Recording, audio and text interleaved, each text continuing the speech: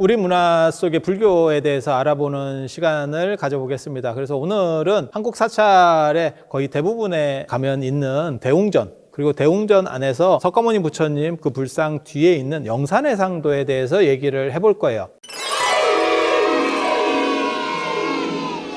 그럼 영산해상도의 의미는 뭘까요? 영산해상도는 영산, 영축산에서 모여있다. 부처님께서 법문을 설하시고 가르침을 설하시고 그와 관련돼서 모여있는 그러한 모습. 사실 그것을 나타내는 것은 법화경, 즉 묘법연화경이라는 경전이 영축산 정상에서 설법되었기 때문에 그래요. 그래서 대승불교를 대표하는 경전이 크게 두 가지가 있습니다. 하나는 화엄경, 하나는 이 법화경이에요. 화엄경은 부처님께서 깨닫자마자 37일 동안, 21일 동안 가장 먼저 설하신 경전이라고 대승에서는 얘기하고, 이 법화경은 실제로 법화경 안에 부처님께서 말년에 설하셨다 라고 하는 대목이 나옵니다. 법화경을 신봉하는 집단이 중국 불교에서는 천태종입니다. 천태종에서는 뭐라고 얘기를 하냐면 가장 액기스는 맨 마지막에 설해진다. 법화경과 열반경이 맨 마지막에 설하신 경전이고 그것을 설하시는데 한 8년 걸렸다. 열반경은 이제 돌아가실 때에 관련된 열반하시기 직전 3개월간의 여정을 나타내는 경전이에요. 8년에서 열반경이 3개월 걸렸으니까 8년의 대부분은 법화경과 관련되겠죠. 현계다면 같은 분이 뭐라고 말씀하시냐면 맨 마지막에 액기스에 해당하는 것이 이 법화경이다 라는 부분을 얘기하고 있고요. 이 최후의 상징이라고 하는 것이 법화경에 7개의 비유가 나오는데요. 그중에 개주유라고 하는 것이 있어요. 인도 사람들은 상투 속에 우리가 조선시대 상투 들듯이 상투를 들고 그 안에다가 가장 자기가 중요한 보석을 그 안에 넣습니다. 그 보석의 기운이 전신을 흐르면서 모든 삿된 걸로부터 나를 지킨다. 임금도 그렇게 상투 위에다가 구슬을 넣어요. 그 임금이 왕위를 인계할 때, 쉽게 말해서 보위를 넘겨줄 때 그때 뭐 태자한테 이 구슬을 풀어서 넘겨줍니다. 그러면 임금 권위가 넘어가는 거예요. 그와 마찬가지로 부처님께서 맨 마지막에 설법하신 이 어떻게 보면 가장 액기스에 해당하는 법화경을 통해서 모든 중생에게 가르침을 줬다. 그 중생에게 주는 가르침은 너희는 모두 다 성불할 수 있어 라고 하는 일불승 사상입니다. 그리고 그러한 장면을 이렇게 묘사해 놓은 그림이 영산회상도, 영축산에서 설법하시는 그러한 법회를 그린 그림 이라고 보시면 되겠습니다. 영산이라고 하는 것은 인도에 실존하는 산인 영축산이라고 하는 것을 줄여서 영산 이렇게 말줄인 거라고 보시면 돼요. 그 영축산이라고 하는 거는 마가다고 그 다음에 왕사성이라는 부처님 당시에는 최고의 도시입니다. 인도 최고의 도시, 그 안에서 가장 신령스러운 산이 이 영산, 영축산입니다. 통도사도 그 이름을 차용해서 영축산, 통도사 이렇게 여기다가 통도사 이미지를 넣어주세요. 내가 이미지 넣으라고 하는 것도 그냥 냅두고 넣어. 거기다 네가 넣으면 돼. 여기다가 통도사 이미지를 넣어주세요. 그렇지만 해발 자체가 그렇게 높은 산은 아닙니다. 약 한 50m 정도. 저희 같은 사람이 그냥 걸어서 살살 산보하듯이 올라갔을 때도 전혀 무리가 안 될 정도의 그런 정도가 높이의 산이라고 보시면 돼요. 그 산이 신령스러운 이유는 왕사성 이라고 하는데 그 산 하나밖에 없습니다. 다 평지. 인도나 중국에 가시면 아시겠지만 전부 평지밖에 없어요. 그런 데서 우뚝 솟아 있어요. 우뚝이라고 말하기는 조금 그런데 우리같이 이렇게 산악지대에 사는 사람들은 사실 뭐 그런 산이 산이야 라고 할지 모르지만 그들의 입장에서 봤을 때는 그것도 엄청나게 신령스러운 산이에요. 영축산의 그 축자가 독수리 이 축자거든요. 그래서 취 발음도 나는데 우리는 전통적으로 축 발음으로 읽도록 되어 있습니다. 그렇게 원칙이 정해진 것은 세조가 이제 강경도 가면서 언해본을 낼 때 축자로 쓰기 때문에 그래서 축자 발음으로 이렇게 정리가 되어 있는 상황이고요, 현재. 그래서 거기에 이제 독수리와 얽힌 그런 사연들이 존재하기 때문에 거기를 신령한 독수리의 산, 영축산이라고 하는 거고 그걸 줄여서 영산이라고 표기를 하는 겁니다. 그러면 신령한 독수리라고 하는 의미는 뭔가 에 대해서 두 가지 주장이 있어요. 그 영축산 정상에 올라가 보면 독수리 모양으로 생긴, 그러니까 독수리가 날개를 접고 있는 것 같은 바위가 2개가 있습니다. 실제로 이렇게. 그것도 나중에 편집하시는 분이 이미지를 넣어 드릴 거예요. 그래서 그것 때문에 독수리 산이다라고 이야기가 있다라고 하는 게 하나의 주장이고, 여기가 이제 도시 안에 있는 산이다 보니까 마치 서울로 말하면 남산 같은 역할을 한다고 보시면 되거든요. 그렇다 보니까 아무래도 뭐 맹금류들이 거기에 사는 거죠. 그래서 실제로 독수리가 그 상공에서 이렇게 떠다닌다라는 얘기가 있어요. 지금도 가끔 그런 독수리를 볼 수 있습니다. 그래서 독수리 산이다라고 하는 게 있고, 아시다시피 고대로 올라갈수록 강력한 동물들에 대한 토템이라고 하는 것이 존재할 수밖에 없거든요. 그래서 인도 같은 경우는 독수리나 매 이런 토템도 있습니다. 그게 나중에 이제 불교적으로 수용되는 거는 금시조, 가루다라고 하는 거죠. 두 가지 설이 있다. 영축산이 왜 신령한 독수리산이냐? 하나는 산 정상에 독수리 바위가 존재하기 때문에, 또 하나는 실제로 독수리 같은 이런 맹금류들이 살고 있었기 때문에 라는 두 가지 주장을 우리가 이해해 볼 수 있습니다.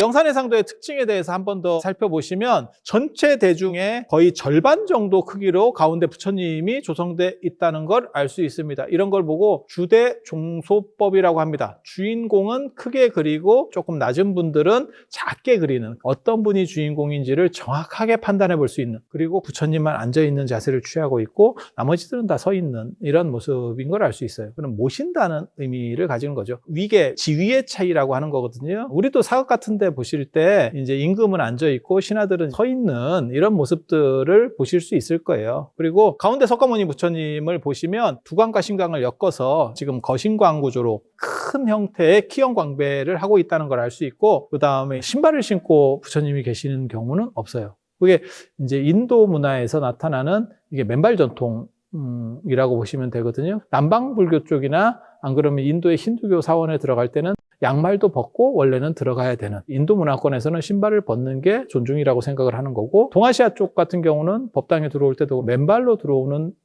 그런 전통은 존재하지 않습니다. 살이 안 보이는 게 상대를 존중한다라고 생각을 하는 거예요. 대부분 불교적인 전통들이 동아시아에 오래 있으면서 이렇게 섞여가는데, 그런데도 불구하고 언제나 부처님은 맨발로 등장한다는 거. 그리고 보살님들도 맨발이에요. 자세히 보시면 보살님들도 맨발로 들어 있습니다. 이제 가장 중요한 부분은 오른손을 아래로 늘어뜨리고 있는 항마촉지인을 하고 있다는 겁니다. 이 항마촉지인은 정각의 수인이라고 하는 거예요. 부처님께서 보리수 밑에서 깨달음을 얻으실 때의 손 모습입니다. 자, 부처님께서 이렇게 참선을 하고 계셨어요. 손을 이런 식으로 올려놓고, 우리나라에서 참선하는 것은 이제 왼손으로 올려놓는데 실제로 인도 같은 경우는 오른손으로 올려놓습니다. 그러면 당신이 어떻게 오른손으로 올려놨는지 알 수 있느냐? 간다라불상이나 이런 것들을 보면 철저하게 오른손이 다 올라가 있죠. 그래서 오른손을 이렇게 올려놓고 계시다가 마왕이 도전을 해오니까, 마왕이 기독교나 이슬람에서 얘기하는 것처럼 뭐 지옥에 사는 루시퍼 이런 식 개념이 아닙니다. 마왕이라고 하는 사람들은 영화 같은 데 보면 대형 로펌 같은 것을 차려놓고 법 위에도 군림할 수 있을 정도의 권력을 가진 사람들이라고 구분을 하시면 되겠습니다. 부처님께서 뭐라고 마왕한테 먼저 말씀을 하시냐면, 너는 과거에 한 생 동안 착한 일을 해서 지금 마왕의 위치에 이르렀지만 나는 과거 3대 아승기급 547생 동안의 이타행과 보살행을 통해서 붓다가 되려고 하는데 네가 어떻게 나를 막을 수 있겠어? 라고 말씀을 하십니다. 그때 마왕이, 우리 둘밖에 없는데 내가 과거에 착한 일을 한 것은 당신이 증명을 했다. 하지만 당신이 착한 일을 하고 보살행을 한 것을 누가 증명하겠느냐? 나는 증명하지 않겠다 라고 이야기를 합니다. 그때 부처님께서 뭐라고 말씀하시냐면, 인도는 땅을 걸고 맹세하는 문화가 있어요. 그래서 대지의 신이 나를 증명할 것이다 이러면서 오른손으로 대지를 가리킵니다. 이게 항마촉지인이라고 하는 정각의 수인입니다. 이걸 통해서 마왕을 무너뜨리고 결국 붓다가 되는, 그러니까 이게 지금 이 수인을 하고 계시다는 의미는 부처님이 되고 있다는 뜻입니다. 그러면 왜 영산회상도라고 하고 부처님 정각을 취하는 수인을 하고 있는가? 이 부분이 굉장히 중요한 거예요. 왜냐하면 이 수인이 등장하는 것은 사실은 화엄경입니다. 부처님께서 처음 깨닫자마자 설법하신 그 화엄경과 관련된 자세예요. 깨달을 때의 모습은 법화경에 등장해서는 안 되는 거예요. 법화경은 부처님 만년의 이야기이기 때문에 등장해서는 안 되는 거고, 그래서 우리는 뭘 알 수 있느냐? 영산회상도라고 해서 반드시 영축산의 모습만 그린 게 아니고 부처님의 깨달음도 상징할 수 있는, 그것은 동아시아 대승불교 문화 속에서 화엄과 법화라는 두 가지가 계속 혼재되면서 하나의 그림 속에 이 두 가지 최고의 대승경전들이 섞여서 들어가 있는, 하지만 전체 구조는 법화경을 바탕으로 했기 때문에 이름은 영산회상도라고 하는 거. 영산회상도와 관련된 세 번째 이야기 들어가 보도록 하겠습니다. 그림을 보시면 데칼코마니 같이 좌우가 동형이라는 걸 알 수 있어요.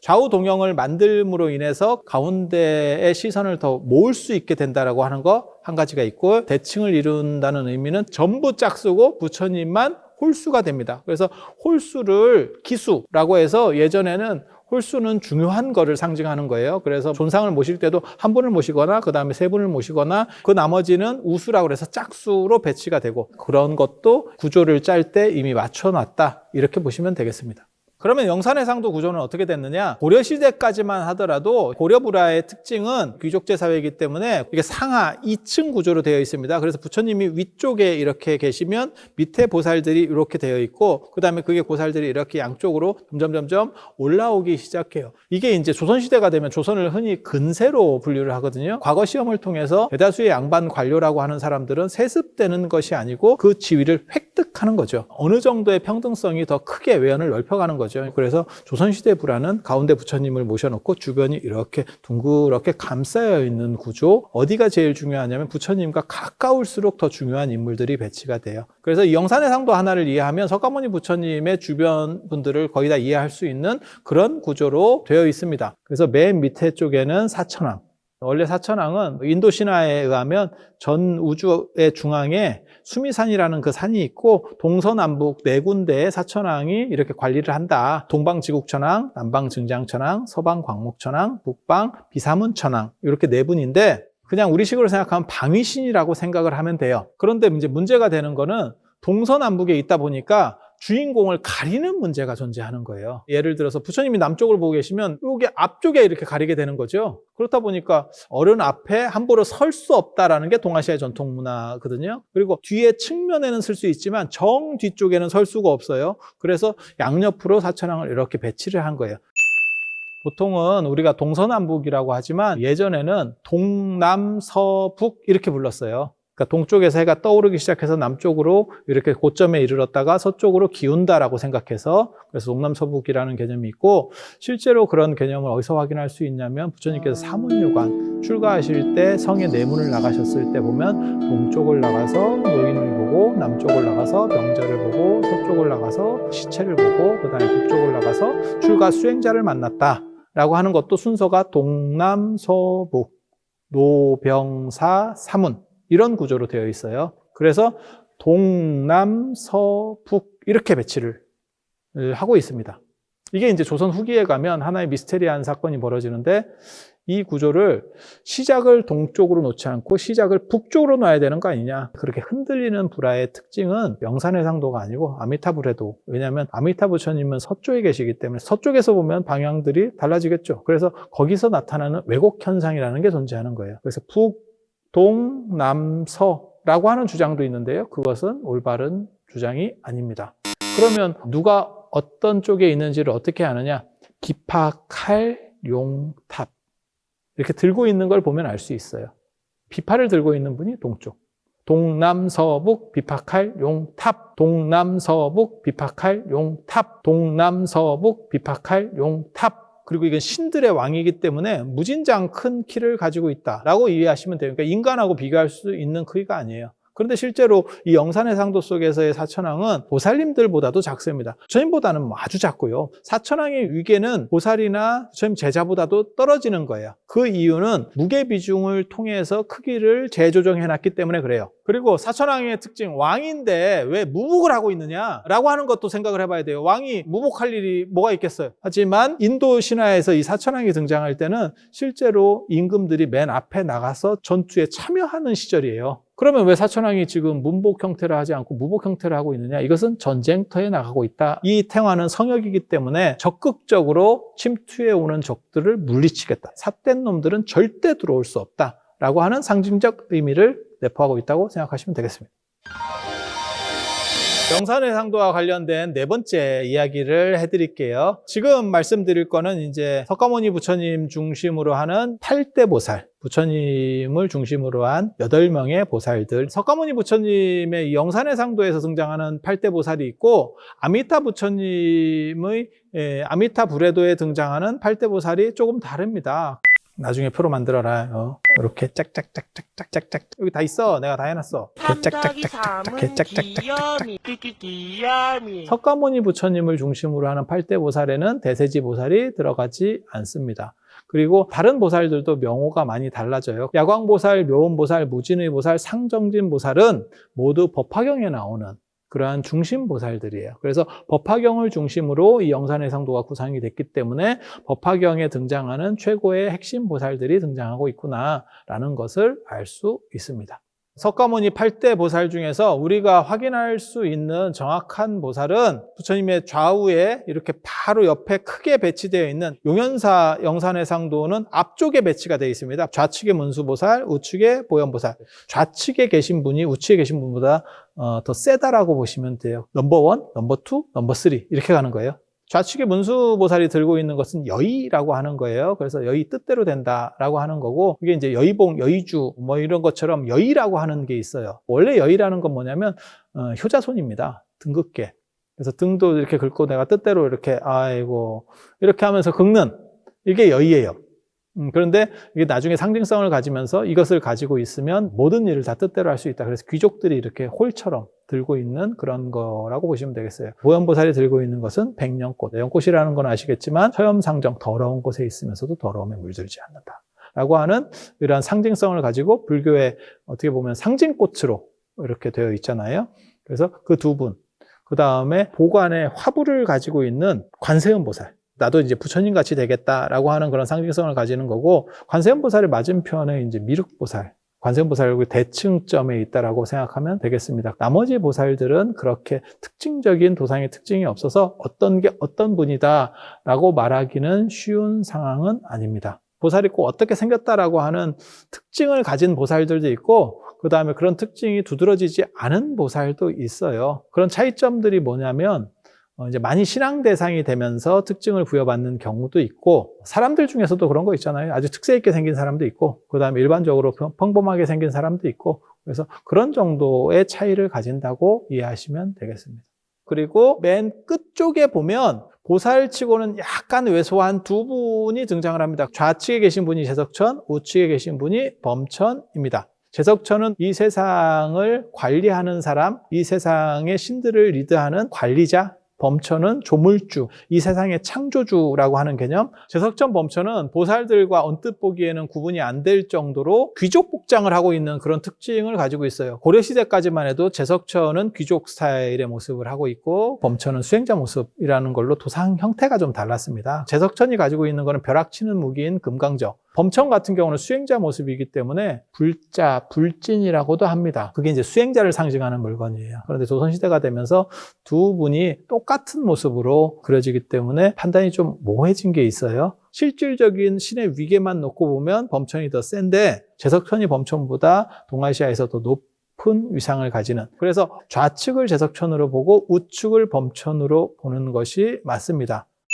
그 다음에 10대 제자 중에서 마하가섭 존자하고 안한 존자, 가장 핵심적이라는 두 분만 부처님 옆에 이렇게 좌우에 모셔지게 되고, 안한 존자는 젊게 나오고요. 그 다음에 마하가섭 존자 노비구의 모습으로 나옵니다. 근데 실제로는 안한 존자보다 조금 나이가 많은 정도밖에 차이가 안 나요. 사실 제일 중요한 분, 수제자라고 하실 수 있는 분은 사리불과 목건년 존자, 우리가 쌍현이라고도 나오고요. 쌍현이라는 의미는 두 분의 가장 훌륭한 제자. 그런데 이분들은 다 일찍 돌아가셔요. 부처님보다 연세가 많으신 분들이었기 때문에. 그래서 세 번째 제자인 마하가섭 존자가 부처님 돌아가시고 나서 이제 화장도 주관을 하고, 그 다음에 이제 결집도 주도를 하게 되는 거죠. 그래서 나중에 부처님의 가르침을 전승했다라고 하는 제자를 마하가섭이라고 봅니다. 안한존자 같은 경우는 부처님의 사촌 동생이었고, 또 부처님을 55세부터 80세까지 25년간 시봉을 하면서 많은 가르침을 들었던, 그래서 나중에 결집할 때도 나는 이와 같이 들었다 해서 나라고 하는 사람이 바로 안한존자라고 보시면 되겠습니다. 그래서 2세대의 대표주자로 이 두 분,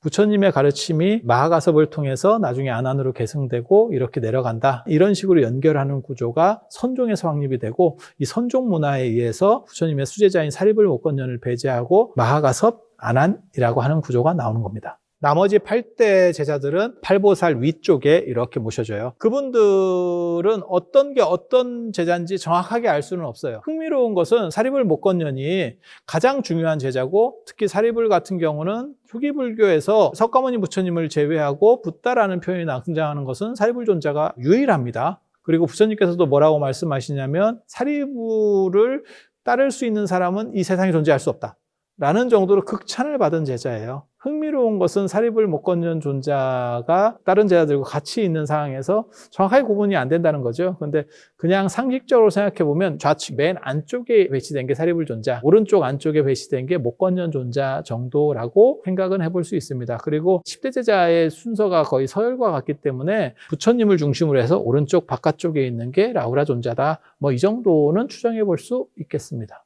이게 이제 중단, 영산회상도의 중간 정도에 해당하는 가장 핵심적인 분들이 모여있는 그런 모습이라고 보시면 되겠습니다.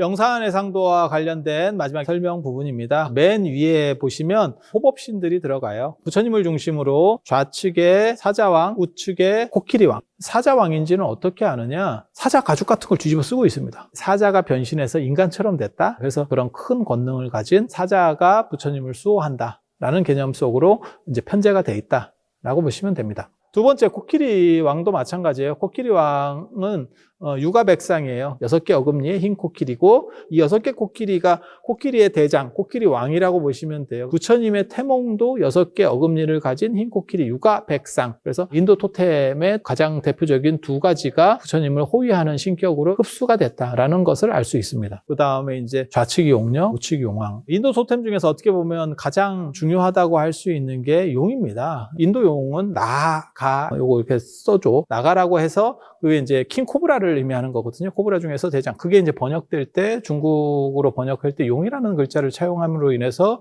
사실 약간의 혼동성은 있는데 원래대로 하면 코브라예요. 그래서 무찰린다 연못에서 보면 부처님께서 깨달음을 얻고 나서 큰 폭우가 오니까 킹 코브라가 부처님 머리를 이렇게 덮어드리는 그러한 대목도 있는 겁니다. 그래서 용 토템이 강하기 때문에 용왕이 들어가고 용녀가 들어가요. 유일한 여성.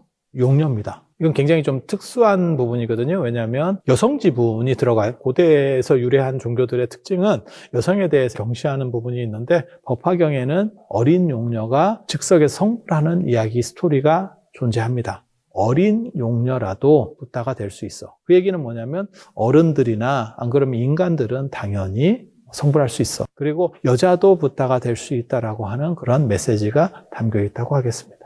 용왕은 특징이 머리 위에 여의주 같은 걸 가지고 있는 경우도 있고요. 물속에서 나왔기 때문에 수염이 이렇게 좀 뭉쳐있는 경우들이 있어요. 물에 뭉쳐있는 경우들로 도상 표현을 하는 경우도 있고요. 거기에 이제 팔부금강이 들어갑니다. 최상층에 존재하고 있는 약간 헐벗은 사람들, 날리는 듯한 이런 천의를 입고 있는 모습으로 등장을 합니다. 다른 데는 천룡팔부가 등장하는 경우도 있어요. 금강역사라는 건 호위무사 개념이에요. 코끼리의 100만 배의 위력을 가지고 있다라고 하는 아주 강력한 이런 수호자입니다. 눈치가 좀 빠르시면 확인해 볼 수 있는데요. 맨 밑에 사천왕이 이렇게 배치가 돼서 맨 밑에 쪽을 커버를 하고 있고요. 호법신들이 맨 위쪽을 감싸고 있고요. 좌우측에 제석천 범천이 있어서 상하 좌우를 다 감싸는 구조로 되어 있다는 걸 알 수 있습니다. 이 외에도 화신 부처님들이 있어요. 이 법화경에서의 부처님은 보신이에요. 원래 부처님의 모습은 물속에 잠겨있는 큰 부분이고 그 중에 일부를 드러내서 모습을 보이셨다는 게 이 법화경의 설정입니다. 모든 능력을 다 갖추었지만 지금 내가 약간 약하게 보이는 듯한, 왜 중생들을 제도하는 편의적인 그런 측면으로서, 그렇다 보니까 과거에부터 계속 중생들을 구제했었던 그러한 화신 부처님들이 전 우주에 퍼져 있어요. 그 부처님들과 동기화가 이루어집니다. 교감이 이루어지거든요. 법화경의 견보따품이라고 하는 대목을 보면 다보탑 안에 다보열애의 전신, 이제 등신불이라고 하는 거죠. 그렇게 모셔져 있어요.